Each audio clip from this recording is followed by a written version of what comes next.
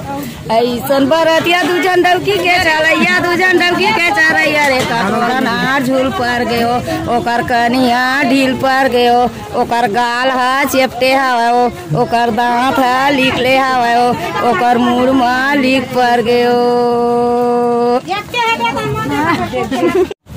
ऐसन बरतिया धरेल मुसरो कटौकी लइका ले गए दूसरो कटौकी लइका ले गए दूसर।